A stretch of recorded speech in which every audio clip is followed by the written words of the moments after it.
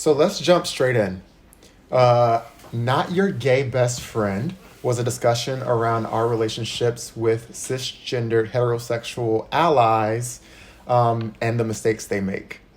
The many mistakes. The many mistakes, the many nuances of our relationships. And we got some responses on Instagram that agree that they're fed up with being matched up with their straight person's other gay friend. I think that's a universal complaint. Leave me out of it. Stop. I mean, it never works. It's always just like, oh, I think that you two should date. I'm like, on what was the reason? Why do you think that we should date, rather than just be friends? Right. Like, do we have to be romantic, or can they just be? What is the thought process? I'm just and do you really know me? Because if you knew me, sometimes then you would know. They'd be on the first interaction sometimes. I have a terrible streak with picking who I date. Why would you think you're gonna be good at it? No clue. One question that I would like us to sort of delve into a little bit deeper was there any consideration for having a cisgendered heterosexual woman as a guest on this episode? I think the episode could have been more impactful with that perspective vocalized. What do you guys think about that? I think it's is a good point, because when we initially were going to approach this episode, we did have a guest in mind. If you guys remember, we wanted to have a cisgendered, heterosexual Black woman. And I don't know why we didn't do that. I think we were like, who would we have on? Because none of us knew anyone that. I mean, we know. I remember cisgendered Black women, but.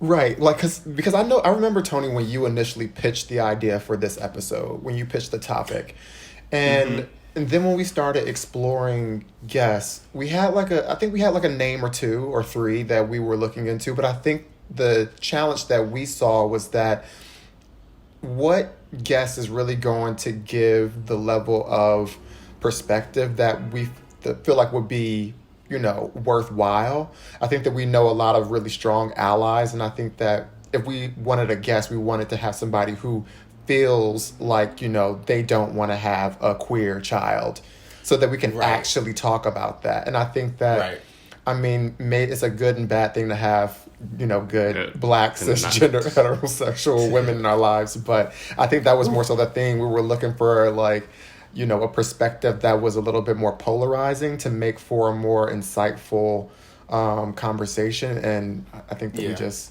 we couldn't land the plane on that, I think. Yeah, no. We couldn't chase down no more guests, child. I'm tired.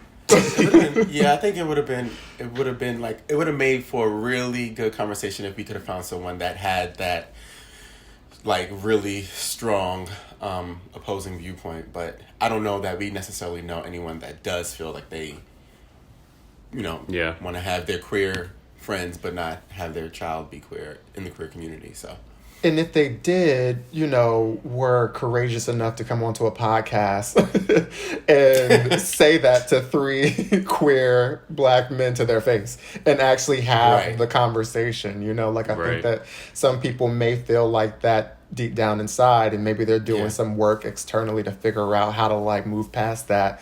But coming on the podcast and actually talking about your perspective, if it's not popular or politically correct, can be really scary for somebody. So I think that it was just who's going to come there and actually really be lay it out on the table for us. Yeah. It was does anybody have a connection with Candace Owens? I literally was like, you get stuck with you, and under no circumstance. He would be in the studio to box. Could you imagine? I can't, actually. Another comment that someone left was in response to the game that we played, where we all chimed in on how we would react if a straight friend introduced us as their queer best friend to a new person. And I thought it was funny because they said they will respond petty and say, and this is my tacky friend, which Appropriate. which I would like to thank them personally, because I was the person out of the three of us that said that I wouldn't say anything in the moment because I'd be so stunned by the comment. And I feel like I have a clap back now that feels on brand for me. So like, if I Right. find myself in that situation, I will now, think about this response. So thank you for leaving that comment. That's a nice, like, quick on your thinking on your feet. And Right. it's funny. Response. It's funny and it's quick. It gets the point across. We don't have to dwell on it. You could think about that in the car ride home tonight.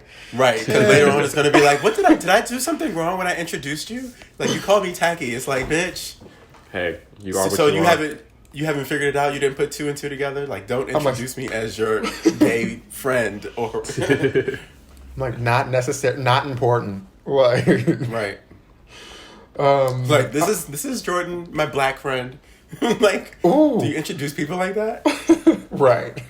Good point. Ooh, never mind. Let's move on. I was thinking about an instance. So the other question that I want to talk about today with you guys was in response to the use of the term down low in this week's episode. So someone said, as a community, a queer community, we've discussed a lot of toxic terms. So why do we still say down low?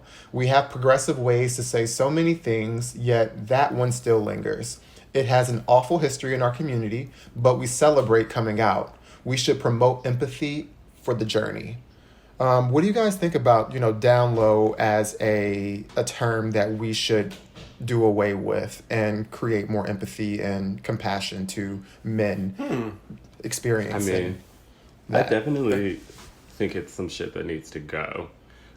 Just because even when we talk about it, it's like you shame people through their process of coming out or not being ready to come out or living their life however they're living it throughout the process of coming out. It's like the term's been weaponized in some way to like make black women feel afraid or make gay people feel like whatever they're feeling. I don't know. I don't fuck with it. Like Be on the watch out, girl. Yeah. Right. I thought that was super poignant that someone brought that up because it's just like if the person came out, we want to give them rainbow balloons and stuff. But then if somebody's not ready to, we shame them. Like, yeah, that seems counterproductive.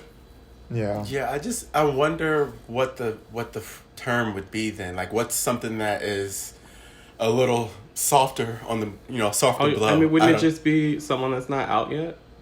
Like that's what it is. Well, so here's What's the difference?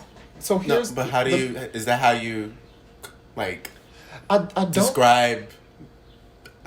I don't think those are like, I don't think those two are directly transferable, like interchangeable. I mean, obviously not, because down low is derogatory. But I think that when I saw this comment come through, I thought this was really interesting because I personally haven't really given too much critical thought to the term of down low. And when I said it in the episode, it just rolled off my tongue. I didn't think twice about it. I honestly didn't think about it again until we got this comment.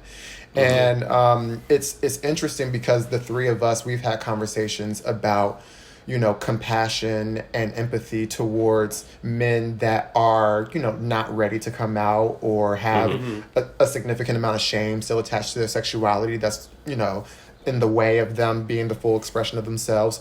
But I still never thought about the term. And I think that was really interesting.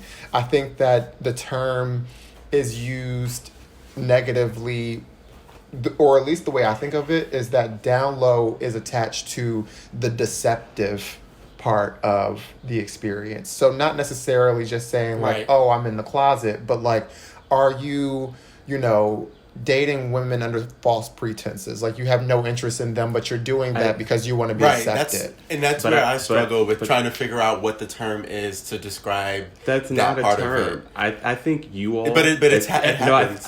I think you all, as people who have never dated women, think that people that date women before they come out are like being deceptive towards them. No, that's just part of the journey. No, that's not what true. we're talking about. No, what That's I'm saying. not what we're talking about. But that's what I'm talking about. I think that term is just like what. But we're talking about if a guy is dating other men, but also dating women.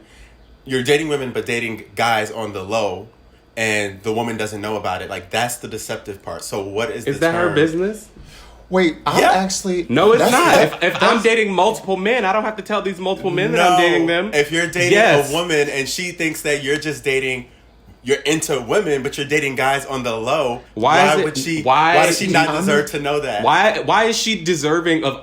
If I'm dating somebody, like, why do they have to know everything about my sexuality if I'm not comfortable sharing it yet? That's not exactly the point that I was trying to make. That's- Because I agree. I agree to a certain extent. Like, I don't think that you need to...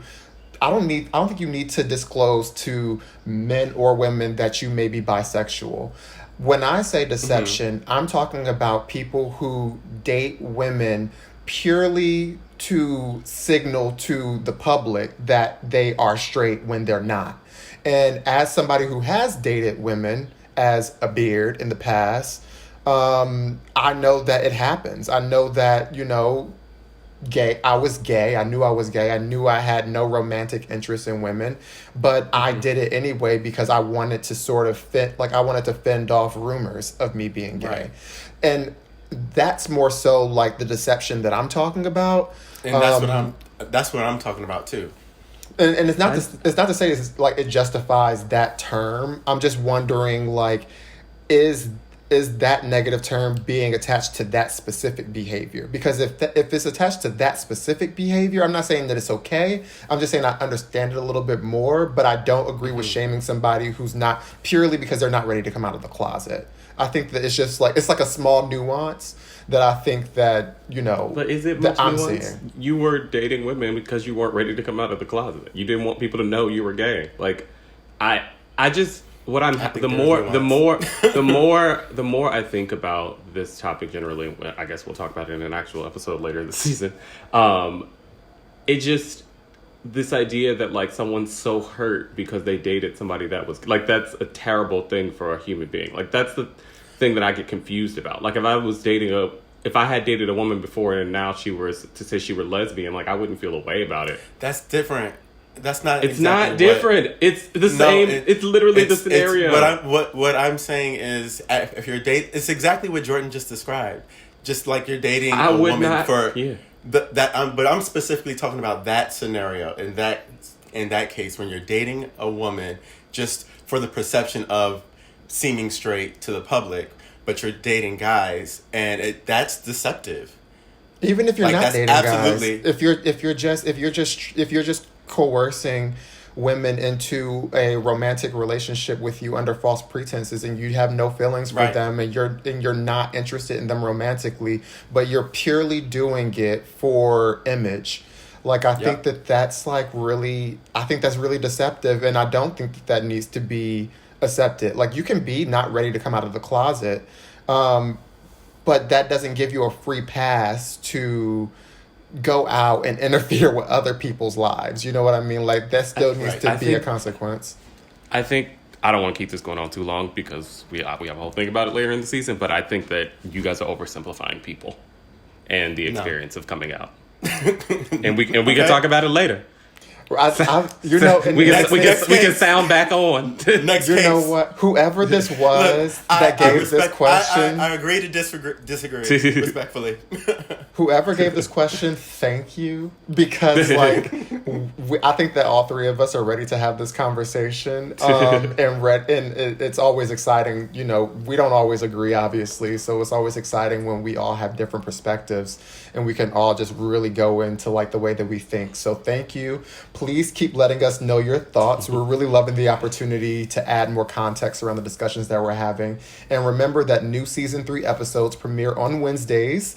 So that's all for this week's Surface Level Sound Off. And until next time. Until next time.